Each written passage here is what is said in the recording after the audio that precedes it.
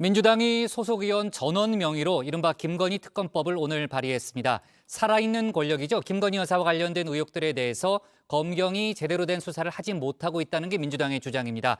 국민의힘에선 이재명 대표의 사법 리스크를 가리기 위한 방탄용 특검이라고 날을 세웠는데요. 관련 논란을 정치 인사에 대해서 짚어봅니다.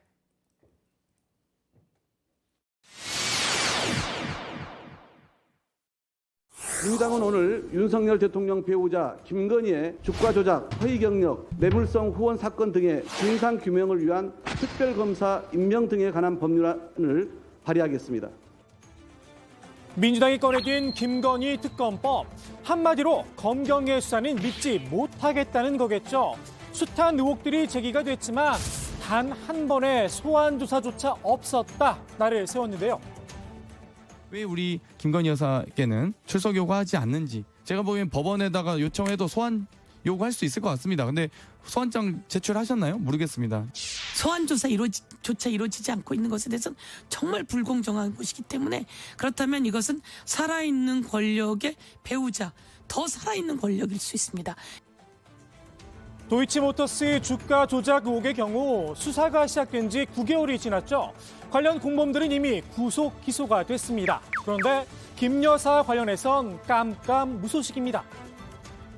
김건희 여사에 대한 수사는 거의 진도가 안 나가고 있습니다. 또 그 어떤 조사도 없었고 그 어떤 압수수색도 없었어요. 김건희 여사와 관련된 모든 이 의혹이나 수사에 있어서 검찰이나 경찰의 이런 무딘 칼날이 결국 민주당으로 하여금 특검법을 발의하게 하고 또 특검으로라도 수사해야 되는 거 아니냐. 검경이 특검에 명분을 주고 있다는 건데요. 국민의힘의 생각은 전혀 다르죠. 이재명 대표의 사법 리스크를 가리기 위한 방탄용 특검이 아니냐 역공을 취했습니다. 특검을 대국민 호객행위로 쓰고 있는 것입니다. 민주당은 당 전체가 이재명 대표 개인의 정치적 경호실로 전락했습니다.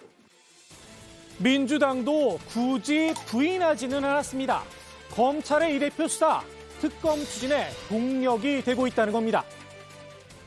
검찰이 이렇게 무리한 출석 요구를 함으로써 오히려 그 동력이 더 생기고 있고, 또 반대를 하셨던 분들의 입지도 매우 좁아지고 있습니다. 그렇기 때문에 저는 오히려 검찰이 정말 제가 이제 최고위 모두 발언에서도 이야기했듯이 한동훈 법무부 장관 또는 검찰이 김건희 특검법을 원하는 게 아니냐 싶습니다. 오히려 공세의 고삐를 한층 더 죄었는데요. 김 여사 이른바 고가 장신구 논란, 재산신고 누락 의혹이 불거졌죠. 대통령실은 2점은 지인에게 빌리고 1점은 소상공인에게 구매한 거다 해명을 했는데요. 이 해명 믿지 못하겠다며 윤석열 대통령을 공직선거법상 허위사실 공포죄로 검찰에 고발을 했습니다. 지난해 이른바 가짜 수산업자 사건이 있었어요. 예. 그때 외제차를 며칠 빌려 탔다가 다들 곤욕을 치르고, 특히 박용수 특검 같은 경우에는 네. 특검을 물러날 수밖에 없었고, 지금 검찰 송치가 돼서 조사를 받고 있는 걸 알고 있는데, 지금 저 보석류도 지인에게 빌렸다라고 하는데 2개 합치면 거의 1억에 가까운 액수입니다. 예. 외제차 한 대 값이죠. 지난달 민주당은 대통령실의 특혜 수주와 사적 채용 의혹에 대해서도 국정조사 요구서를 제출했죠. 국조와 특검, 검찰 고발까지 추석을 앞두고 대여 공세용 차례상을 푸짐하게 차리는 모양새인데요. 그 중심 키워드, 단연 김건희 여사입니다. 민주당에선 이 대표가 김 여사를 타깃으로 삼아서 이른바 쌍특검을 포함해 더 강한 대여 압박에 나설 수 있다, 이런 전망도 나왔는데요. 이 대표 입장에선 이미 검경 수사로 털릴 대로 털린 만큼 꺼리낄 게 없다는 겁니다. 이재명 후보와 관련된 수사나 이런 것들은 종점을 향해서 이미 가고 있는 거고, 예. 김건희 여사와 관련된 문제는 지금 겉장도 안 들춰보고 이게 이제 종결 수순으로 가거나 무혐의하거나 이렇게 보여지는 거죠. 그러니까 이재명 후보에 대한 조사나 수사를 여기서 어떻게 더 합니까? 이 대표 측은 검찰의 소환 통보에 전쟁이다라는 표현을 썼죠. 여야 사이에 전면전이 시작된 건 분명한 듯합니다.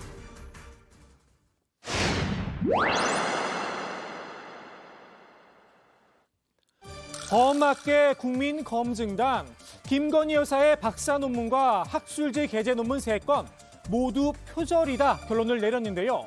국민의힘에선 검증단의 정치적 성향을 문제 삼았죠. 검증단에 참여한 3개 단체의 이름을 언급하면서 이들 단체에 지난 대선 당시 민주당 이재명 후보를 지지했던 인사들이 포진해 있다. 꼬리표를 단 겁니다. 성향을 의심받은 양성열 사교련 이사장 직접 반박을 했습니다. 몇 개의 문장으로 이루어져 있고 몇 개의 문장이 표절인지 일일이 수작업도 해가면서 했습니다. 그래서 이 자료만 보면은 누가 설명 안 해도 충분히 알 수 있죠. 그래서 편향성, 정치적 편향성 그건 억지고 팩트만 저희들은 어제 보고 드린 겁니다. 이번 검증단엔 14개 교수 학술단체가 참여를 했죠. 이 가운데 3개 단체가 결론을 좌우할 수 있었을까요? 김 여사에게 자신의 논문을 도둑질당했다고 호소한 당사자죠.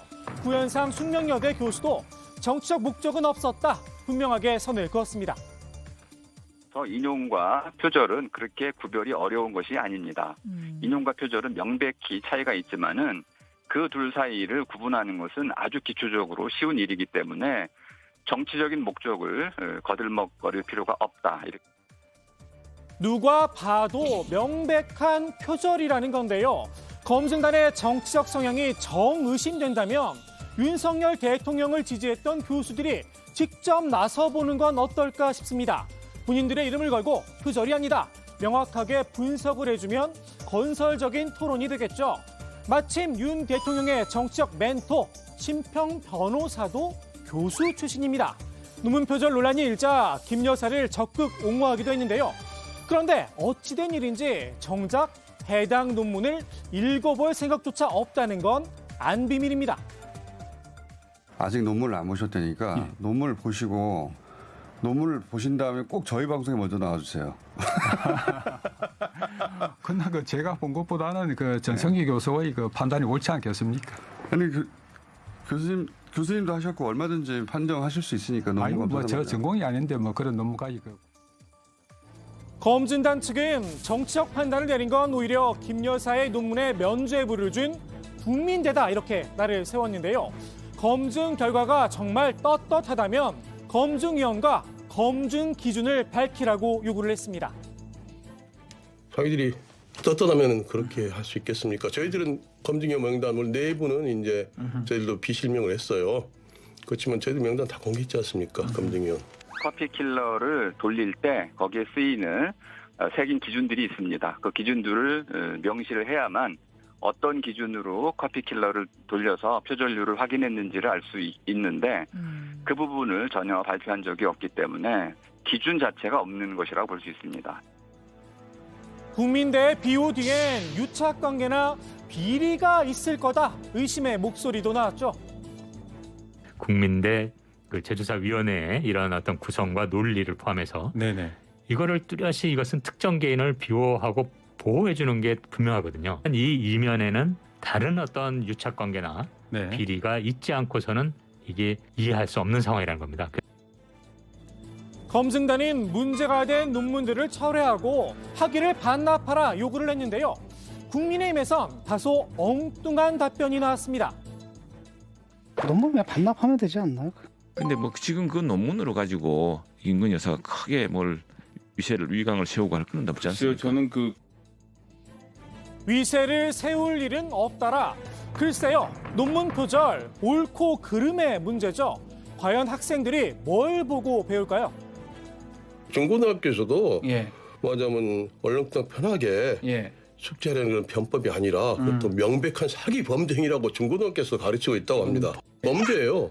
그런데 대통령 부인이 이런 일을 했다는 걸 알게 되면은 다 알지만 이제 학생들이 어떻게 생각하겠습니까? 윤 대통령의 신뢰 문제와도 직결이 됩니다. 대통령의 위신과 권위에도 상당히 치명타를 주는 것이다. 논문 표절을 했어라는 프레임만 갖고도 대통령과 김건희 여사 이미지는 나빠질 수밖에 없어요. 총재할 수 있다. 보수와 진보를 넘어 김 여사의 논문이 왜 언론의 유익거리로 전락이 됐는지 곱씹어봐야 하지 않을까요? 오늘의 정치인사이드 이렇게 정리합니다. 학위 유지